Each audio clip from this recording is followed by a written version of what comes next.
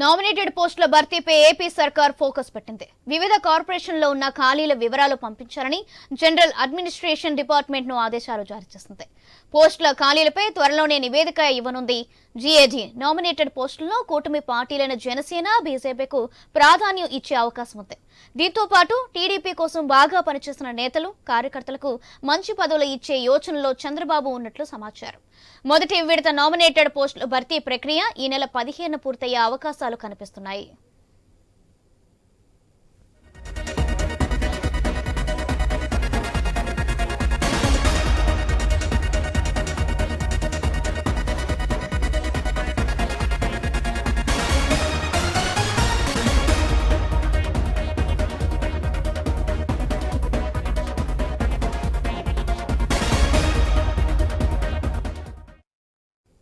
Nominated పోస్టుల భర్తీపై AP సర్కార్ focus పెట్టింది.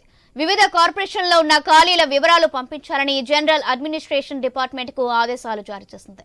పోస్టుల ఖాళీలపై త్వరలోనే నివేదిక ఇవ్వనుంది జీఏడీ. నామినేటెడ్ పోస్టుల్లో కూటమి పార్టీలైన జనసేన, బీజేపీకి ప్రాధాన్యం ఇచ్చే అవకాశం ఉంది.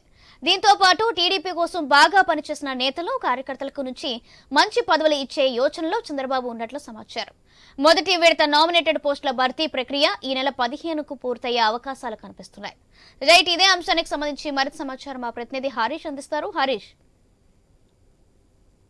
నూతన ప్రభుత్వం, కూటమి ప్రభుత్వం అధికారంలోకి వచ్చిన తర్వాత నామినేటెడ్ పోస్టులకు సంబంధించినటువంటి భర్తీకి సంబంధించినటువంటి అంశం పైన ప్రత్యేకంగా ఫోకస్ పెట్టారు. ఎందుకంటే 5 ఏళ్ల పాటు చాలా ఇబ్బందులు పడ్డారు, ఆర్థికంగా కూడా నష్టపోయినటువంటి సిచ్యువేషన్ ఉన్నటువంటి నేపథ్యంలో కీలకమైనటువంటి నాయకులు, కార్యకర్తలు కూడా ఈసారి మొదటి నుండి, ఎందుకంటే ప్రతిసారి కూడా నామినేటెడ్ పోస్టులకు సంబంధించినటువంటి భర్తీ 6 నెలలు, సంవత్సరం తర్వాత జరుగుతుంది. దీంతో కాలం పూర్తిగా కోల్పోయేటువంటి సిచ్యువేషన్ వచ్చింది. సో ఇప్పుడు అలా కాకుండా ప్రభుత్వం వచ్చినటువంటి నెల రోజుల్లోపే పూర్తిగా ఎట్టి పరిస్థితుల్లోనూ ఖాళీగా ఉన్నటువంటి నామినేటెడ్ పోస్టులు ఏవైతే ఉన్నాయో వాటన్నింటినీ కూడా భర్తీ చేయడం ద్వారా నాయకత్వం, అదేవిధంగా థియేటర్ లో కూడా కొంతవరకు సంతోషం నింపాలి, జోష్ నింపాలన్నటువంటి ప్రయత్నం జరుగుతుంది. మరోవైపు జనసేన, బీజేపీకి సంబంధించినటువంటి నాయకత్వం కూడా కూటమిలో ఉంది కాబట్టి కూటమి భాగస్వామ్యంలో ఉన్నటువంటి పార్టీలకి కీలకమైనటువంటి పదవులు ఇచ్చేటువంటి వ్యవహారంలో నాయకత్వం ప్రత్యేకమైనటువంటి దృష్టి సారించింది. అందులో భాగంగానే ఎక్కడైతే నామినేటెడ్ పోస్టులకు సంబంధించినటువంటి ఖాళీలు ఉన్నాయో వాటిని భర్తీ చేసేందుకు తీసుకోవాల్సినటువంటి చర్యల పైన ప్రభుత్వం ఇప్పటికే ఫోకస్ పెట్టింది. ఖాళీలను కూడా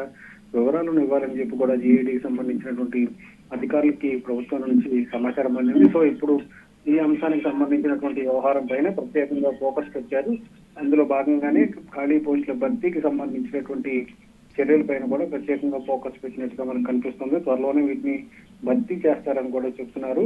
ఈ నేపథ్యంలోనే ఖాళీ పోస్టులకు సంబంధించి ఎవరైతే ఆశావకులు ఉంటారో వాళ్ళందరూ కూడా తమ ప్రయత్నాలు చేసుకునేటువంటి ప్రయత్నంలో ఉన్నారు. జనసేన, బీజేపీకి సంబంధించినటువంటి నాయకత్వానికి కూడా ఈసారి నామినేటెడ్ పోస్టుల భర్తీలో ప్రాధాన్యత దక్కేటువంటి అవకాశం కనిపిస్తుంది. సుధాకర్.